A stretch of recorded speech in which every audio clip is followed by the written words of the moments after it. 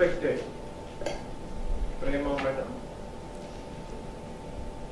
respected and dear Priyam Gandhi-Mody ji, respected elders, brothers and sisters.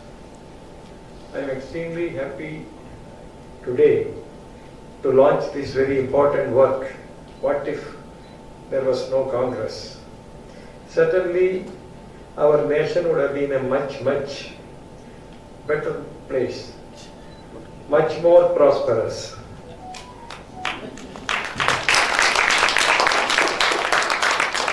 More and more divine.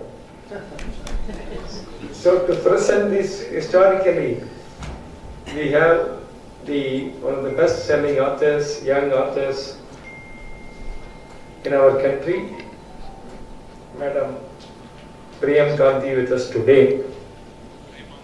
You know, it's a well-researched book. She has taken pains to collect lot of details, and then she is presenting the book today to us. So both the organizations, Dr. Syaama Prasad Research Foundation and the Verandah Club, we are very happy to launch this important book. If we see the history of the Congress, we can understand the impact of it on our civilization. You know, Bharat is not just another country, it's a civilization, an ancient civilization, perhaps the longest living civilization in the entire world. So this party, which was promoted by foreigners, still being run by a foreigner, Italian, is unfortunately has become part of our history. So it's highly unfortunate. If we begin from independence, Jawaharlal Nehru, you know, we can understand its impact, whether we take Nehruvian socialism or what they call Nehruvian consensus. In fact, it was created by one Rajini Kothari after his death. I understand it's a myth. This Nehruvian socialism is a complete failure. I am an economics teacher. You know, we have studied this in detail. And if we see this Nehruvian socialism, it has proved to be dangerous for our country. Bharat is a civilizational state. So this Nehruvian socialism has caused great damage, and even today it's causing great damage. And this principle of non-alignment, completely wrong. We should have put our nation first.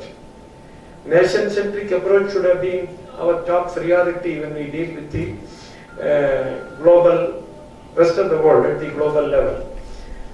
So this non-alignment was completely wrong. And if we take democracy, with which they always associate Nehru was not a Democrat at all.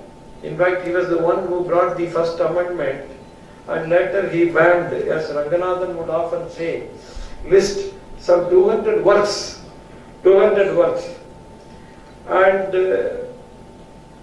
he was a dynast, which many of us may not know, like Karnanidhi of Tamil Nadu, like Lalu Prasad Yadav of Bihar, like Mamata Banerjee of West Bengal. Nehru was a dynast, complete dynast. I was going through some of the works relating to it, and I came to know from Kuldeep Nayar's work. Kuldeep Nayar had written a work, Beyond the Lines, in which he quotes Shastri, Lal Bahadur Shastri. In fact, Lal Bahadur Shastri became a prime minister by accident. You can say like that, by accident. Otherwise, Nehru wanted his daughter Indira Gandhi to succeed him. In fact, Shastri told Kuldeep Nayar that Nehru would like to see Indira Gandhi as his political heir. So this was the position of Nehru. And not only that, I came to know that after the death of Lal Bahadur Shastri, Nehru was not willing to provide a place for his samadhi.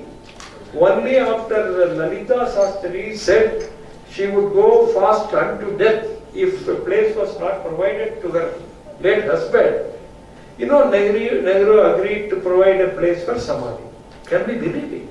So it is not Sonia Gandhi alone who denied entry of the mortal remains of late P.V. Narasimha Rao into the Congress headquarters. Even before that, much more before that, Nehru himself did it. So this is the history of the Congress that we have to know.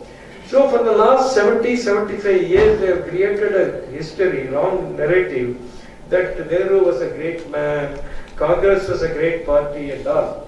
Of course, now it is slowly collapsing, with the entry of our popular leader, Rahul Gandhi. But we have to know the true history of Congress. This Congress, beginning from Nehru, was almost, can we say, anti-nationalist? Yes. Anti-national party. Completely anti-Hindu party, that we can say. I remember the words of Hindu Mahasabha leader N.B. Kare. Some people relate it to Nehru's own words, but there is a controversy. So N.P. Kare, Hindu Mahasabha leader, is reported to have described Nehru as like this, I quote, Nehru was an English by education, Muslim by culture, and Hindu by an accident of birth. So this aptly describes Nehru. So this is how we have had our leader who ruled this country for about 17-18 years. So during the last 75 years, 76 years now, most of the time, for 53 years, Congress has been ruling, that too most of the time by the Nehru-Gandhi family. So Nehru-Gandhi family is completely a dynastic family. We all know that for this pseudo-secularism, Nehru is the main person. We know some of the incidents which happened during Nehru's time, when Sardar Patel wanted to build this Somnath temple. Unfortunately, you could not survive to see it. Then later K.M. Munshi took it up. So when Munshi asked Nehru to, help him, he almost refused. He refused. And he said, I quote, I don't like you are trying to restore Somnath. Nehru's words to K.M. Munshi. I don't like you are trying to restore Somnath. It is Hindu revivalism. Can we believe it? This is a Hindu country. This is a Hindu nation. We have been here for the last at least some 7,000, 8,000 years, even much more. And our temples are our material pieces with which we relate to our culture, our dharma, Sanatana dharma. But rebuilding a temple, a great temple that too, is Hindu revivalism for the first Prime Minister of this country. Can we believe this? So this is what happened. And later, when Dr. Rajendra Prasad was invited to inaugurate this Somnath temple, Nehru wrote a letter saying, I confess that I don't like the idea of your associating with a spectacular opening of the Somnath temple. So this is how it goes. He did not like the idea of building Somnath temple. So this is Nehru for us. I remember as a person, as an academic associated with field level work in different parts of our country, particularly the economic centers, we realized that it is the traditional Hindu beliefs, it is the traditional approaches of Indians that is responsible for the economic background of this country. Today, within a period of 70-75 years, in spite of the Congress ruling it for more than 50 years, we are emerging as a great economic power because of our people. By nature, Indians are saving oriented. By nature, Indians are entrepreneurial. By nature, Indians always try to create something. So this is the reason why we are emerging as a nation. But for about 50 years initially, almost 60-65 years, we were not allowed to do it on our own. Our initiatives were curtailed by the so-called socialistic approaches of Nehru. And as a result, India suffered a lot in 1990-91. 90, we all know that India was not even able to pay for its imports, petroleum imports. We had to pledge our gold with the Bank of England. You know, this is due to the socialistic approaches of the Congress. In fact, Mahatma Gandhi, before independence, for the first time in 1930s, some of you may be knowing, he wrote a letter to Nehru saying that after independence, what kind of economic policies we are going to adopt. We have to discuss about it. Because our economic policies should be based on our Indian realities. But Nehru did not respond. Then before independence, I think 1 or 1.5 years before that, if I remember right, 1944 or 45, again reminded Nehru saying that we have to initiate a discussion. If you don't respond, then I will be writing about it in my Harijan publication. Nehru then gave a telegram to him asking him, Bapu, let us not discuss about it right now, we will see. That discussion never took place because Mahatma Gandhi died after a few months of independence. So because of this, India suffered economically. Otherwise, this is a highly potential nation. We see it in front of us today. There was Corona in March 2020. Prime Minister gives an appeal to people in April 2020. At that time, we did not have any PPE kits. In a period of just 9 months, we become self-sufficient. 10th, 11th month, we start exporting to other countries. Today, we are the second largest manufacturers of PPE kits. So we have inbuilt abilities with us. By nature, we have enormous capacity as a nation. Our people are hardworking, always entrepreneurial-minded people. But this was suppressed because of the Congress, particularly because of Nehru. So this is the history of the Congress that we should know.